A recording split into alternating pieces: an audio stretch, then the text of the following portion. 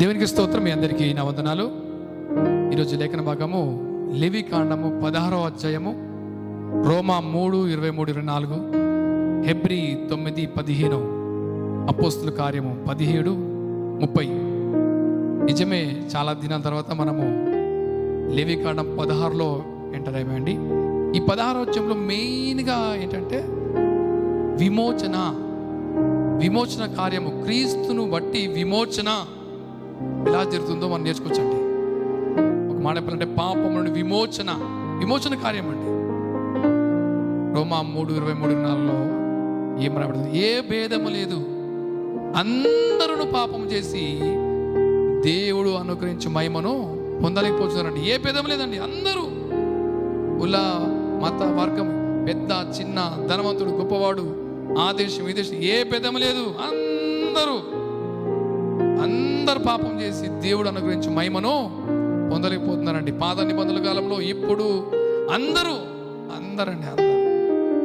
ఇంకేం రాబడిందంటే, కాబట్టి ఇప్పుడు జాగ్రత్తనండి, కాబట్టి నమ్మువారు ఆయన కృపచేతని యేసుక్రీస్తు నందలి విమోచనము ద్వారా, యేసుక్రీస్తు నందలి విమోచనము ద్వారా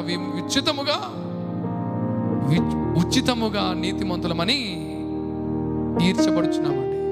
ఉచితముగా దేని బట్టి? కృప ద్వారా. ఎవరు బట్టి? యేసుక్రీస్తుని బట్టి అండి. నిజముగాను ఆయన దగ్గరకు వస్తే, దేవా నేను పాపం చేసి నీ మహిమను కోల్పోయాను ప్రభువా, నిజంగా ఆయన దగ్గరకు వస్తే విమోచన కార్యక్రమం జరుగుతుంది. నువ్వు వస్తేనే విశ్వాసం బట్టి, క్రీస్తుని బట్టి విమోచన. ఎంత గొప్ప భాగ్యం అండి.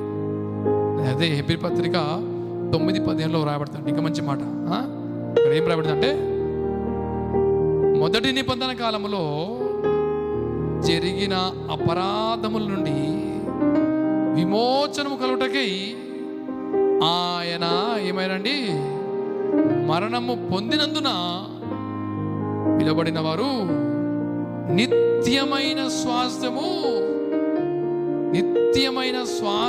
గూర్చిన వాగ్దానము పొందు నిమిత్తము ఆయన క్రొత్త నిబంధనకు మధ్యవర్తి ఉన్నాడండి. దేవునికి స్తోత్రం. పాపము, పాత నిబంధనలు అందరూ పాపం చేశారు, పాపం కప్పబడ్డాయండి, పూర్తిగా పోలే. ఆ పూర్తిగా విమోచన రావాలంటే క్రీస్తుని బట్టండి.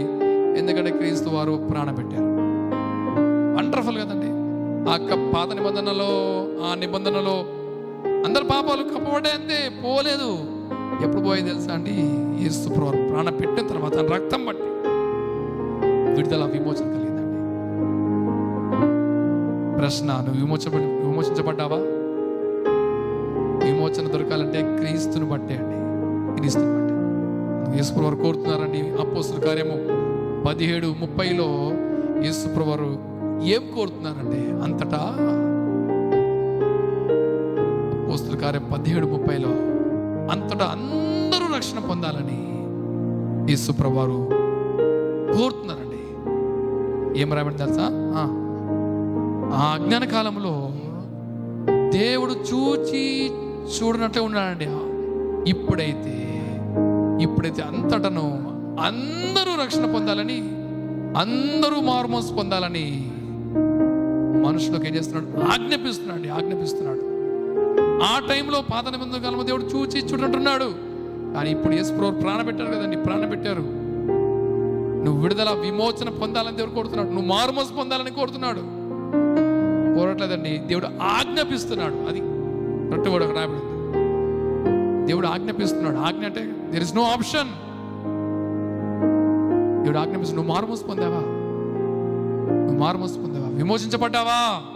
యేసు నీ కొరకు ప్రాణం పెట్టారు. నీ పాపాల నిమిత్తం ప్రాణం పెట్టారు. నీవు నరకం నుండి తప్పించబడాలని ప్రాణం పెట్టారు. నరకం నుండి విమోచన పొందాలని దేవుడు ప్రాణం పెట్టారు. నమ్ముతున్నావా? నమ్మితే నువ్వు ధన్యుడవండి. నమ్మకపోతే చాలా బాధాకర విషయం. నమ్మితే నువ్వు ధన్యుడవు. నమ్మితే నీకు సంతోషము, నమ్మితే నిత్య జీవం. నమ్ముతున్నావా? నమ్ము. అటు మా కృప దేవుని దయచేయును కాక. ప్రార్థించుకుందాం. పరమ తండ్రి దయగల నీకు స్తోత్రం ప్రభువా. అయ్యా మేము విమోచింపబడాలని నువ్వు ప్రాణం పెట్టావు. ఏ భేదం లేదు, అందరూ పాపం చేశారు ప్రభు. కానీ ఆ పాపం నుండి విమోచన పొందాలంటే కృప ద్వారా యేసయ్య నిన్ను బట్టి విడుదల కలిగింది ప్రభు. నిన్ను బట్టి నీతిగా మేము ఆశపడుతున్నాము. అట్టి సత్యాన్ని అందరూ తెలుసుకున్న బాగా దయచేసి సాయం చేయి యేసయ్య ప్రభు. అయ్యా అన్నాడు, నువ్వు చూడట్లే ఉన్నావు ప్రభు. ఇప్పుడైతే అంతటా అందరూ మారుమోసు పొందాలని నువ్వు ఆజ్ఞాపిస్తున్నావు. అందరూ మారుమోసు పొందడం కృప చూపించండి, సాయం చేయండి. ప్రతి కుటుంబాన్ని దీవించండి. మీరేమై పొందండి. యేసు నామములో అడుగుతున్నాను నా ప్రియపలకు తండ్రి, ఆమేన్.